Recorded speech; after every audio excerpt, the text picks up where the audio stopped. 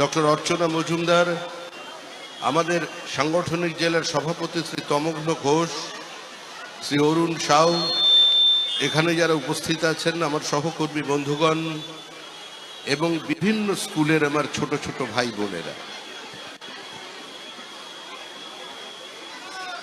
রাজনৈতিক কারণে দূরত্ব তৈরি হবার পরেও যিনি নেতাজি সুভাষচন্দ্র বসু এবং মহাত্মা গান্ধীর এই বিশাল আকার মূর্তি এই অঞ্চলে স্থাপন করেছেন, সেই প্রাক্তন বিধায়ক কাউন্সিলর পরেশ পালকেও আজকের দিনের আন্তরিক অভিনন্দন এবং শুভেচ্ছা জানাচ্ছি। আমরা তার সুস্থ জীবন এবং দীর্ঘায়ু কামনা করি। আজকের অনুষ্ঠানে তিনি উপস্থিত থাকলে ভালো লাগতো, কারণ উনি অনেক কিছুই করতে পারতেন, অনেক কিছুই করেছেন। এ ধরনের একটা কল্পনা অন্ত বাঙালি মননের সামনে পরেশ পাল যে উপহার দিতে পেরেছিলেন সেটাও মধ্যেও একটা অভিনবত্ব আছে। মহাত্মা গান্ধী পট্টভি সীতারামাইয়ার পরাজয়ের পরে বলেছিলেন, Sitaramayya's defeat is the defeat of mine. Netaji Subhashchandra Bose জয়লাভ করবার পরেও কমিটি তৈরি করতে পারেননি, কিন্তু জীবন সায়ান্নে এসে নিজের অসহায়তার কথা প্রকাশ করতে গিয়ে মহাত্মা গান্ধী বলেছিলেন, যদি আমার ওই ছেলে সুভাষ ছেলেটা যদি থাকতো তাহলে আজকে এই দিন আমায় দেখতে হতো না। হয়তো তার জীবন সায়ান্নের এই উক্তি নিয়েই আমাদের এখানের প্রাক্তন বিধায়ক এই মূর্তি দুটি প্রতিষ্ঠা করেছিলেন। আজকের দিন স্বাধীনতার দিন, আজকের দিন ঋষি অরবিন্দের আবির্ভাবের দিন। ঋষি অরবিন্দের জন্মদিনে 1947 সালের 15ই আগস্ট যখন পন্ডিচারীতে তার শিষ্যরা তাকে জানালেন যে ভারতবর্ষ স্বাধীন হয়েছে, তিনি প্রতিক্রিয়া দিতে গিয়ে বলেছিলেন, ঈশ্বর আমাকে একটা বড় উপহার দিয়েছে আমার জন্মদিনে, কিন্তু এই উপহারটি খণ্ডিত উপহার। আমরা ভারতের সাংস্কৃতিক মানচিত্রকে রাজনৈতিক মানচিত্রে রূপান্তরিত করতে পারিনি। আমরা আত্মসমর্পণ করেছিলাম ধর্মান্ধ মৌলবাদের কাছে, মুসলিম লীগের অন্যায্য দাবির কাছে। আওয়াজ উঠেছিল, minority has a right to self determination, আত্মনিয়ন্ত্রণের অধিকার চাই, আর তাই ভারত ভাগ মানতে হবে, তবেই ভারত স্বাধীন হবে। এই বেলেঘাটার মাটিতে দাঁড়িয়েও সেদিন ধর্মান্ধরা আওয়াজ তুলেছিল, কান মে বিড়ি মুঁহ মে পান লড়কে লেঙ্গে পাকিস্তান, পহলে পাকিস্তান দেনা পড়েগা তभी ভারত স্বাধীন হোগা। কিন্তু সেই ধর্মান্ধতার বিরুদ্ধে রুখে দাঁড়িয়েছিলেন কিছু মানুষ, তার মধ্যে গোপাল মুখার্জি অন্যতম, যাকে সমাজ এখন গোপাল পাঁঠা নামে অভিহিত করে দিয়েছেন। তার অবদান কেউ যেন আমরা ভুলে না যাই। এই কলকাতার, উত্তর কলকাতার বিভিন্ন কেন্দ্রে মাংসের দোকানে 1946 সালের 16ই আগস্টের পর মহিলাদের থাই পর্যন্ত কেটে ওই পাঁঠার পায়ের মধ্যে ঝুলিয়ে রাখা হতো আতঙ্ক তৈরির সময় তৈরি করে। সেই আতঙ্কের মধ্যে দিয়ে, রক্ত স্নানের মধ্যে দিয়ে আমরা এই দেশভাগকে মেনে নিয়েছিলাম। আব্রাহাম লিঙ্কন গৃহযুদ্ধকে স্বাগত জানিয়েছিলেন। 4 বছরের আমেরিকার গৃহযুদ্ধে 4 লক্ষ মানুষ মারা গিয়েছিলেন, কিন্তু আমাদের দেশভাগের বলি হয়েছিল 20 লক্ষ মানুষ।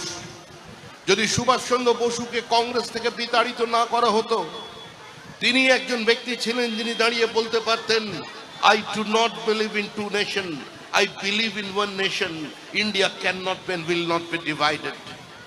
আজকে অত্যাচার চলেছে সীমান্তের ওপারে। ওপারের ঘোষ, বোস, দত্ত, মিত্র, পোদ্দার, জয়সওয়াল, গুপ্তারা, তারা আজকে শঙ্কিত হয়ে গেছেন। তাদের উপরে আক্রমণ চলেছে, মন্দির ভাঙা চলেছে। বাংলাদেশের জন্মদাত্রী শ্রীমতী ইন্দিরা গান্ধীর নামাঙ্কিত লাইব্রেরির 70,000 বইতে আগুন লাগিয়ে দেওয়া হয়েছে। যেভাবে মুর্শিদাবাদের মাটির প্রতিভা তৈরি করা চন্দন দাস এবং হরগোবিন্দ দাস পিতা পুত্রকে কুপিয়ে খুন করা হয়েছে, একই ঘটনা ঘটেছে মহেশতলায়। আর কিন্তু সরকারের পরিবর্তন হয়েছে। সবাই এটা মনে রাখবেন, এখন পশ্চিমবঙ্গে আর বাবরের সরকার নেই, পশ্চিমবঙ্গে শিবাজির সরকার এসেছে। বাঙালি যদি সেদিন রুখে দাঁড়াতেন তাহলে পরিস্থিতি আজ এ পর্যায়ে যেত না। রবীন্দ্রনাথ তার শিবাজি উৎসব কবিতায় বলছেন, একই ধর্ম রাজ্য পাশে খণ্ডচ্ছিন্ন বিক্ষিপ্ত ভারত বেঁধে দিব আমি। একই সঙ্গে নিজের হতাশা এবং আক্ষেপের কথাও বলেছেন রবীন্দ্রনাথ, যে সেদিন বাঙালি শঙ্খধ্বনি শুনতে পায়নি, সেদিন বাঙালি ছুটে বেরিয়ে আসেনি, সেদিন বাঙালি সম্রাটের স্বপ্নকে সফল করবার জন্য তার পাশে এসে দাঁড়ায়নি। সেদিন যদি দাঁড়াতেন, যদি বন্দে মাতরমের অঙ্গচ্ছেদের সময় স্বতঃস্ফূর্তভাবে বাংলার হিন্দুরা প্রতিবাদ করতেন, তাহলে কিন্তু ওই বন্দে মাতরম খণ্ডিত হতো না। বন্দে মাতরম খণ্ডিত না হলে এই দেশটাকেও কেউ টুকরো করতে পারত না। যে দেশের সীমানা তৈরি করেছিলেন স্বয়ং বিধাতা, আজকে সেই দেশকে খণ্ডিত করে যারা নিজেদের রাজনৈতিক লাভকে অগ্রাধিকার দিয়েছিলেন, তাদেরও কিন্তু মানুষ ক্ষমা করেনি। শতাব্দী প্রাচীন পার্টি কংগ্রেস আজকে একটি প্যারাসাইট রাজনৈতিক দলে রূপান্তরিত হয়ে গেছে। এখানে গান্ধীজি মাথা তুলে দাঁড়িয়ে আছেন, সঙ্গে নেতাজিও আছেন, কিন্তু নেতাজির সেই ফরওয়ার্ড ব্লক তাদেরও চিন্তা করতে হবে। যে সুভাষ বোস নিজের জীবনীতে বলে লিখেছেন যে আমি কারোর প্রতিধ্বনি নই, আমি কারোর প্রতিচ্ছবি নই, আমি কারোর প্রোটোটাইপ নই, আই এম মাইসেলফ, আমি। আমাকে যদি কেউ অনুপ্রাণিত করে থাকে তার ঋষি অরবিন্দের বিপ্লবী চেতনা, তার স্বামী বিবেকানন্দের পত্রাবলী। সেই ফরওয়ার্ড ব্লককেও আমরা মার্কসিস্ট বানিয়েছি, সেই ফরওয়ার্ড ব্লককেও আমরা কুইসলিং বলা, তেজর কুকুর বলা মানুষজনের সঙ্গে এক পংক্তিতে বসিয়ে দিয়েছি। কিন্তু নেতাজি নেতাদের নেতা, hero of the heroes, leader of the leaders, তিনি তার কালাতীত সত্তাকে প্রতিষ্ঠা করে গেছেন আমাদের অন্তরের অন্তঃস্থলে। গান্ধীজি যে স্বপ্ন দেখেছিলেন প্রান্তিক মানুষের সেবা, গান্ধীজি বলতেন যে কোনো পরিকল্পনা গ্রহণ করবার সময় সমাজের শেষ পংক্তিতে যে মানুষটা দাঁড়িয়ে আছে তার মুখের কথা যদি মনে করে পরিকল্পনা গ্রহণ করো, সেই পরিকল্পনা বাস্তবায়িত হবে। গান্ধীজির স্বপ্নকে যিনি সাকার করছেন, তিনি পৃথিবীর জনপ্রিয়তম রাজনৈতিক ব্যক্তিত্ব এবং দেশের প্রধানমন্ত্রী নরেন্দ্র দামোদর দাস মোদী। কোভিড কালের পরেও 80 কোটি মানুষকে বিনামূল্যে রেশন দিচ্ছেন নরেন্দ্র মোদী। 120টা দেশের পাশে দাঁড়িয়ে তাদের ওষুধ দিয়ে সাহায্য করে 120 কোটি মানুষকে বিনামূল্যে দুবারের জন্য ভ্যাকসিন দেবার পরেও যিনি ভারতীয় অর্থনীতির শ্রীবৃদ্ধি, তার গতি, তার জিডিপি কে সর্বোচ্চ রেখেছেন, তিনি নরেন্দ্র মোদী।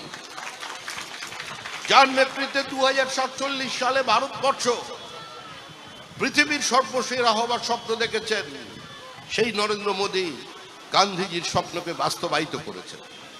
দেশভাগের সময় গান্ধীজি বলেছিলেন উদ্বাস্তুদের সামনে দাঁড়িয়ে যে যারা নিজেদের ইচ্ছার বিরুদ্ধে আজকে ওখানে থেকে গেলে বাধ্য হলেন, এই দেশের প্রত্যেকটি মানুষের মতো পূর্ব পাকিস্তানের মানুষেরও অধিকার আছে, পশ্চিম পাকিস্তানের মানুষেরও অধিকার আছে এদেশের সম্পদের ওপরে। সরকারের দায়িত্ব তাদের নাগরিকত্ব দেওয়া, সরকারের দায়িত্ব তাদের জীবন এবং যৌবন সুরক্ষিত করা।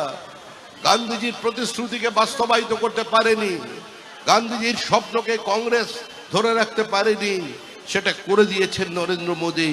সিএ এর মধ্যে দিয়ে আজকে নাগরিকত্ব দিয়েছেন। আর যারা এখানে বিরোধিতা করেছিলেন তারা কে কে ছি ছি করতে করতে এখন সুখী গৃহকোণে বসে আছেন, কোনো ব্যঞ্জন নেই। কি বাজাবেন বলেছিলেন,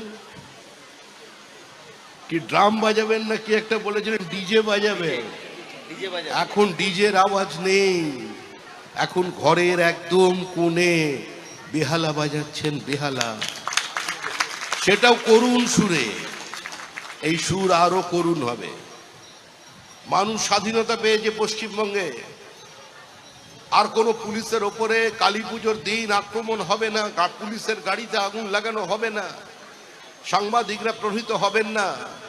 কাশ্মীর মাঙে আজাদি, এই স্লোগান চলবে না। ভারত তেরে টুকরে হোঙ্গে ইনশাল্লাহ ইনশাল্লাহ পশ্চিমবঙ্গে চলতে দেয়া হবে না। আমরা 70%, তোমরা 30%, যখন চাইব কেটে ভাগীরথীতে ভাসিয়ে দেব, এই বক্তব্য আর চলবে না। এই বক্তব্যের বিরুদ্ধাচারণ করেই আজকে ভারত পশ্চিমবঙ্গের মানুষ গঙ্গোত্রী থেকে গঙ্গাসাগর পর্যন্ত শ্যামাপ্রসাদের সরকার তৈরি করেছে। এ রাজ্যে এখন আর বাবরের সরকার নেই, এ রাজ্যে শ্যামাপ্রসাদের সরকার আছে। এই কথাটা প্রত্যেকে মনে রাখবেন। আর আমাদেরও দলীয় কর্মীদের মনে রাখতে হবে, কোনো দখলদারি চলবে না, নিজেদের একাধিপত্য কোনো জায়গায় চাপিয়ে দেওয়া চলবে না। যার যার দুর্গাপুজো করবার ইচ্ছা হয় সে তার মতো করে দুর্গাপুজো করবেন। আর যেখানে যারা দুর্গাপুজো করতেন সেই পাড়া প্রতিবেশী একসঙ্গে একত্রিত হয়ে যে মা দুর্গার আরাধনা করবেন, তাদেরও দুর্গাপুজোকে কেউ যদি কাড়ার চেষ্টা করে তাহলেও কিন্তু প্রশাসন ব্যবস্থা নেবে। কোন দখলদারিকে রাজ্য বিজেপি বরদাস্ত করবে না, এটা প্রধানমন্ত্রীর নির্দেশ। পশ্চিমবঙ্গের মাটিতে 49 যাবৎ কাল ধরে দখলদারি চলেছে। 34 বছরের নিরবিচ্ছিন্ন বাম একদলীয় একচুটি একাধিপত্য, আর তারপরে 15 বছরের তৃণমূলের খেলা হবে। এই কাজের অবসান হয়ে গেছে। এখন মানুষ খেলবে, মানুষ ফুটবলের নিয়ে গড়াগড়ি করবে, মানুষ তার মতো করে তার পাড়ায় যারা দুর্গাপুজো করতেন তারা দুর্গাপুজো করবেন, যারা কালী পুজো করার তারা কালী পুজো করবেন। রাজনৈতিক নেতা কর্মীর কাজ নয় পুজোর দখল নেওয়া, পুজো করা। যে করবেন নিজের দায়িত্বে করবেন, বেশি কারোর থেকে চাঁদা টাদা চাইবেন না। পার্টির বদনাম যাতে না হয় সেটা দেখবেন। আর যেখানে কেউ যদি পুজোর নামে কেউ দখলদারি করতে চায়, পুজোর নামে বেশি টাকা চাইতে চায়, সে আমার